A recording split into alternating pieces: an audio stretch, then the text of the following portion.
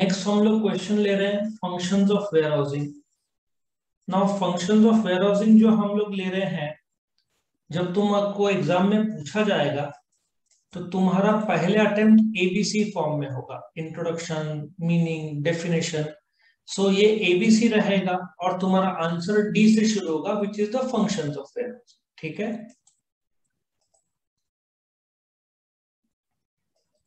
सो तुम्हारा functions of where housing तुम्हारे सामने पॉइंट बाय पॉइंट लिखना है, 1 2 3 4 5, जिससे तुम्हारा काम आसान हो जाए।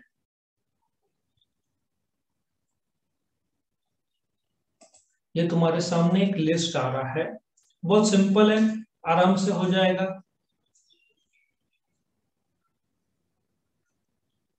सो पहला, स्टोरेज ऑफ गुड्स। सिंपल सा लॉजिक है।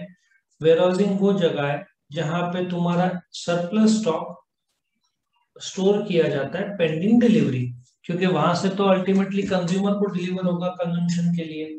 सो सिंपल सा logic is storing the goods for future deliveries. ठीक है, सरप्लस स्टॉक।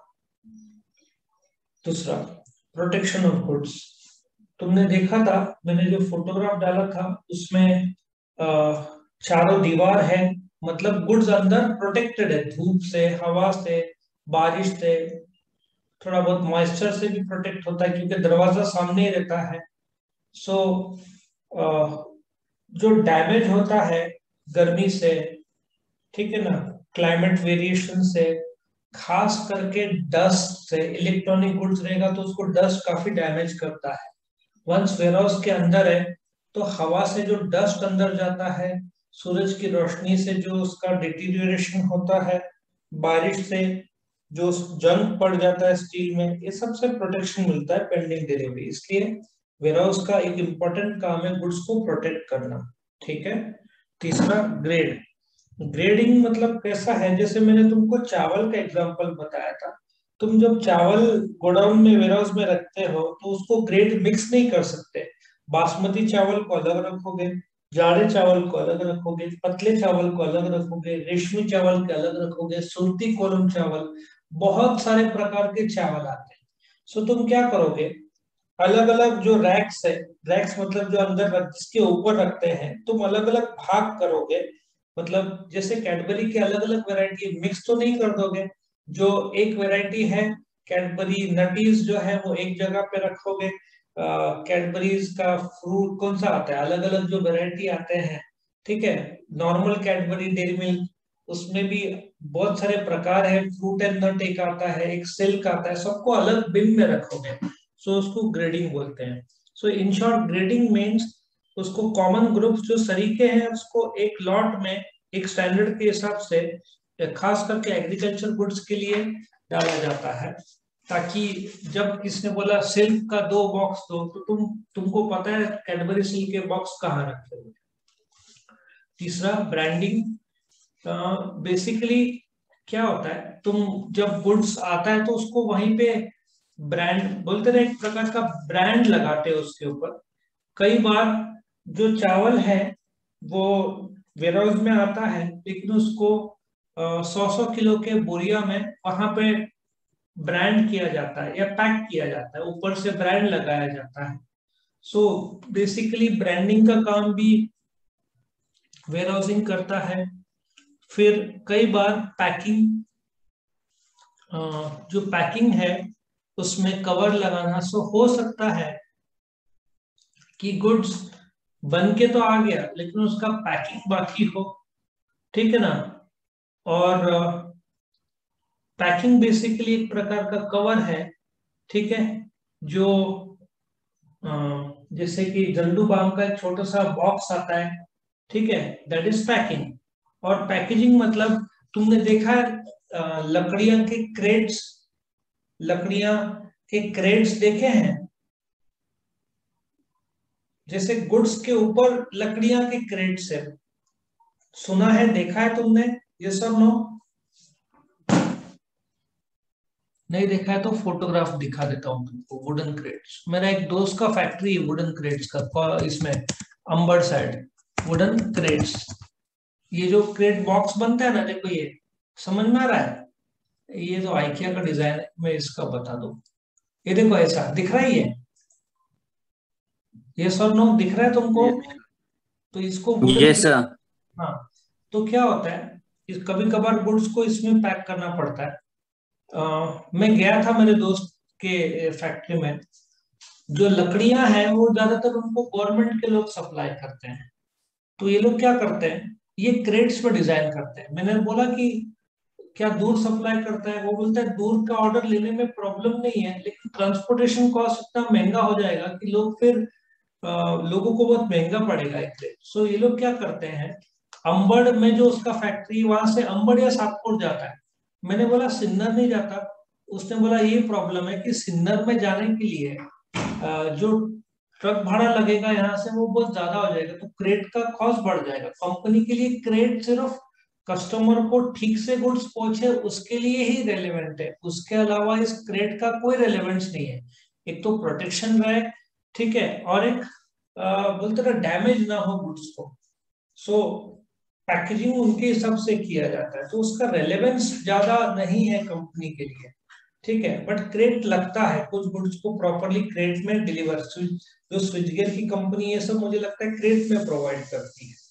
ठीक है ना, तो उनके लिए क्रेट्स एक पैकेजिंग, अब क्रेट्स वेयर हाउस में आ गया तो वहां पे ऐसा पैकेजिंग का काम होगा और फिर वहां से डिस्ट्रीब्यूट होगा। छठवा रिस्क बेरिंग कैसे होता है? द रिस्क जो है, अपन ने भाड़े पे एक जगह लिया है, ठीक है, एक सेकंड।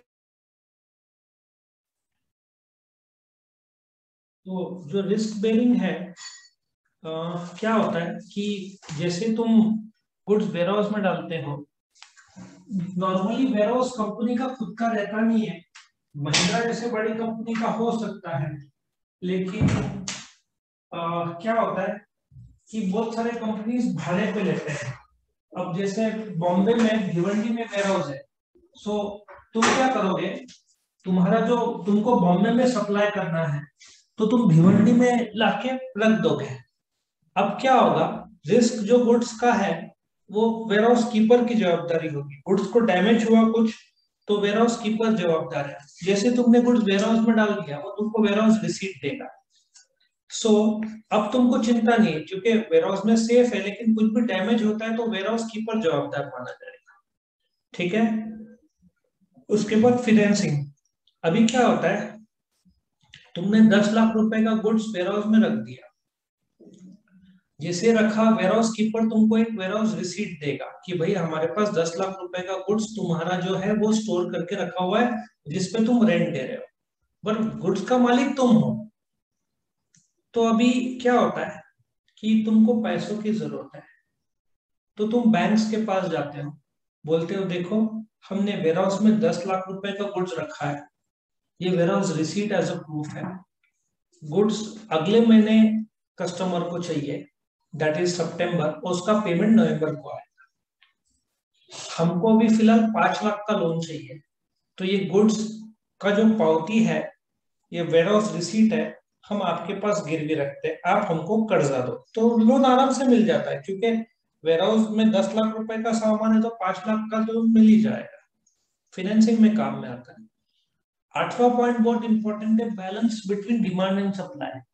क्या होता है कि भिवंडी में तुमने वेयर हाउस में स्टोर करके रख दिया, बॉम्बे में जब जब डिमांड होगा ना तब तक तुम फटाफट सप्लाई करोगे ना। नासिक और मुंबई का एक बड़ा फर्क बताता हूँ, मेरी आवाज आ रही है सबको? यस। मेरे हाँ, तो एक जो किराना शॉप है उस दिन मुझे थोड़ा नाराज था, बता रहा था कि नासिक के कस्टमर ना सब लेट उठते हैं। बॉम्बे में ब्रेड और दूध 6-7 बजे सप्लाई होके 8 बजे तक लगभग खत्म हो जाता है। सब टाइम टू टाइम धड़ाधड़ काम होता है। नासिक में ब्रेड वाला आता है 10 बजे, ठीक है, दूध वाला लेट आता है, कस्टमर उससे भी लेट आते हैं। ठीक है, तो उस समय जब टाइम 12 बजे तक था तो उसको बहुत कठिन हो रहा था। सो बोलने का तात्पर्य यह है कि उसने बोला कि बॉम्बे में ना प्रोफेशनलिज्म ज्यादा है, दूध वाले ब्रेड वाले सब जल्दी उठ के मेहनत करते हैं और फटाफट सब डिलीवरी करते हैं और कस्टमर भी जल्दी आकर ले जाते हैं। सो वहां पर डिमांड और सप्लाई का बैलेंस अच्छा होता है। वैसे वेयरहाउस का ही काम है कि स्टोर करके रखा हो, तो जब जब डिमांड हो तो फटाफट डिलीवर करो। अब नासिक में तुमको नीलकमल का चेयर चाहिए एक पर्टिकुलर डिजाइन का, तो उसका पंचवटी साइड कहीं पे वेयरहाउस है, तुमने दुकान में देखा और तुमने बोला तुमको यही कलर चाहिए, उनका ठीक है मैं मंगा दूंगा, सवेरे 11 बजे गाड़ी आती है, कल तक तुमको मिल जाएगा। अब नीलकमल की फैक्ट्री कहीं दूर, नासिक में उनका वेयरहाउस है, फटाफट वो लोग सप्लाई कर देते हैं। एक समय अमूल को ये काफी प्रॉब्लम था, अमूल का डिलीवरी में बहुत डिले था आजकल, लेकिन उन्होंने अपना डिलीवरी अच्छा कर दिया, तो अभी लगभग शॉर्टेज नहीं होता अमूल का। पतंजलि का अभी भी शॉर्टेज होता है लेकिन अमूल का नहीं होता। नवा बेटर प्राइजेस। नाउ क्या होता है कि गुड्स का स्टोरेज, असेंबलिंग, वेयरहाउसिंग, पैकिंग सब इधर होता है, तो कीमत अच्छा मिलता है। अब तुमको एक सिंपल सा एग्जांपल देता हूँ। एक शक्कर है, एक 3 किलो का शक्कर तुम खरीदते हो या 1 किलो का शक्कर खरीदते हो अनब्रांडेड, और तुम सबसे फेमस ब्रांड कौन सा है शक्कर का? मधुर। मधुर का शक्कर बहुत फेमस है, लेकिन तुम जैसे उस पे पैकेज करते हो ना तुमको कीमत अच्छा मिलेगा। तो आजकल क्या है, तुम वेयरहाउस में तो उसको ठीक से पैक किया। नीलेश ड्राई फ्रूट्स क्या करता है, गुड्स को पैकिंग अच्छा करता है, तो कीमत अच्छा मिलता है पैकिंग का, सो बेटर प्राइसेस है। तुम ऐसे ही सप्लाई करो और ठीक से पैकेज करके दो तो कीमत मिलता है। ठीक है। 10वां फ्यूचर डीलिंग। अब सिंपल सा है कि फॉरवर्ड कॉन्ट्रैक्ट्स, तुमने सामने वाले को प्याज क्या होता है, प्याज तो सब फ्यूचर के ही काम है। प्याज आज बन जाएगा, 2-3 महीना टिकेगा, तो ये लोग सब वेयरहाउस में स्टोर करके रखते हैं और फिर बोलते हैं ठीक है तेरे को अक्टूबर में चाहिए ना, ये दाम में डील करते हैं और अक्टूबर में डिलीवरी देते हैं। सो तुम क्या कर सकते हो, फ्यूचर कॉन्ट्रैक्ट्स आज कर सकते हो क्योंकि तुम्हारे पास ऑलरेडी वेयरहाउस में गुड्स स्टोर्ड है। और सबसे लास्ट का तो पॉइंट है टाइम और प्लेस यूटिलिटी। अभी टाइम जिस समय जो चाहिए, जैसे मैंने तुमको नीलकमल का एग्जांपल दिया, तुम बोलते हो कि भाई कल कल तक मिल जाएगा। अब फैक्ट्री कहाँ, नीलकमल की फैक्ट्री कहाँ पे है, किसी को कोई आइडिया?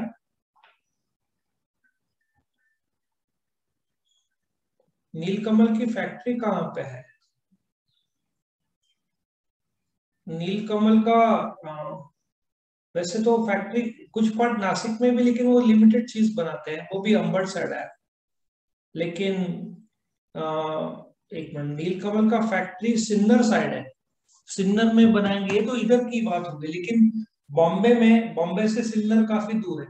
तो क्या होगा, यदि गोडाउन में सप्लाई किया तो एक फायदा क्या होता है कि फटाफट उसको जैसे डिलीवर किया सही समय में जो चीज चाहिए। नीलकमल से अच्छा एग्जांपल स्वेटर का ले लो या जैकेट्स का ले लो। अभी ठंडी, एक सितंबर जैसे होता है, ठंडी के जैकेट्स बिकना शुरू हो जाएंगे। सो सही, अभी बारिश में छतरिया, रेनकोट्स, जील करके कंपनी है जिसके रेनकोट्स बहुत फेमस है। सो टाइम यूटिलिटी मतलब सही समय में सही वस्तु प्रोवाइड करना, तो टाइम यूटिलिटी क्रिएट होता है।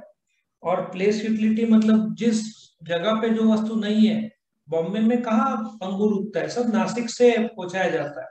आम कहाँ नासिक, मुंबई नासिक में उगता है, सब कोकन साइड का। वैसे तो इंडिया में 40-50 जगह है जहाँ आम उगता है, लेकिन मुंबई में वो नहीं है, नासिक में नहीं है। सो ये सब कोकन साइड से आते हैं, तो प्लेस यूटिलिटी क्रिएट होता है। नासिक में नहीं है, कोकन से मैंगोज आए, ठीक है। सो यहाँ पे प्लेस यूटिलिटी क्रिएट होता है। ठीक है। सो ये तुम्हारे 11 पॉइंट्स थे फंक्शंस ऑफ वेयरहाउसिंग के। तो अभी हम इसको आगे बढ़ाते हैं। एक मैंने अमेजन का वेयरहाउस का एक स्टोरी बनाया हुआ है, तुम इसका यूज कर सकते हो। अमेजन वेयरहाउस लेता है स्टोरेज के लिए भिवंडी में, ठीक है ना। सो गुड्स का प्रोटेक्शन के लिए, एक मिनट, तो अमेजन वेयरहाउस है स्टोरेज के लिए भिवंडी में। गुड्स के प्रोटेक्शन के लिए वेयरहाउस के एंट्रेंस में 2 दरवाजे हैं। ऐसा सोचो कि अमेजन भिवंडी में है, आगे 2 दरवाजे हैं, वेयरहाउस के अंदर लेफ्ट हैंड साइड में 3 ग्रेड्स ऑफ चावल है। सो सोचो भिवंडी में तुम जा रहे हो, ठीक है, अमेजन के वेयरहाउस जहां तक मेरा नॉलेज है, वेयर हाउस के अंदर दरवाजा रहता नहीं है, खिड़की भी नहीं रहती, जहां तक मेरा नॉलेज है। सो गुड्स के प्रोटेक्शन के लिए वेयर हाउस के एंट्रेंस में दो दरवाजे हैं। तुम जैसे वेयर हाउस के अंदर जाओगे, लेफ्ट हैंड साइड तीन चावल के तीन ग्रेड है, जाड़ा, पतला और रेशमी चावल बोलो। ये जो रास्ते में मिलता है ना, इडली के आथा, इडली को आथा मिलता है, पता है ना तुमको, सुना है तुमने? Yes sir. Yes sir. वो सब बहुत लो ग्रेड, मैंने सुना है, बहुत लो ग्रेड चावल यूज करते हैं, जिसको रेशमी चावल बोलते हैं। सस्ते और एकदम सबसे लोअर ग्रेड वाले चावल यूज करते हैं, इसलिए नॉर्मली लोग घर पे बनाना प्रेफर करते हैं। ब्रांडिंग, सो तीन ग्रेड्स ऑफ चावल है अलग अलग ब्रांड के। बासमती चावल ले लो, उसमें भी कोहिनूर चावल है, बहुत सारे अच्छे अच्छे ब्रांड्स है। ऐसे सोचो कि अलग अलग सूरती कोलम चावल बहुत फेमस और अच्छे माने जाते हैं। ठीक है। सो अमेजन का वेयर हाउस है, दरवाजे के प्रोटेक्शन या वेयर हाउस को प्रोटेक्ट करने के लिए दो दरवाजे हैं। तुम अंदर जाते हो, लेफ्ट हैंड साइड में ग्रेडिंग होता है चावल का, उसमें भी तीन अलग अलग ब्रांड के चावल है। अब तुम राइट हैंड साइड जाते हो, जहां पे दरवाजे के लेफ्ट हैंड साइड में गए तो ग्रेडिंग और ब्रांडिंग होता है, राइट हैंड साइड में पैकिंग होता है। रिस्क हम कम हो, इसलिए फायर ब्रिगेड के आने जाने की व्यवस्था है, मतलब अंदर फायर ब्रिगेड जा सकता है, या वैसे व्यवस्था रखी हुई है, दरवाजे बड़े हैं। तो पहला पॉइंट, जो जो स्टोरेज है, अमेजन वेयर हाउस है स्टोरेज के लिए। प्रोटेक्शन के लिए दो दरवाजे हैं।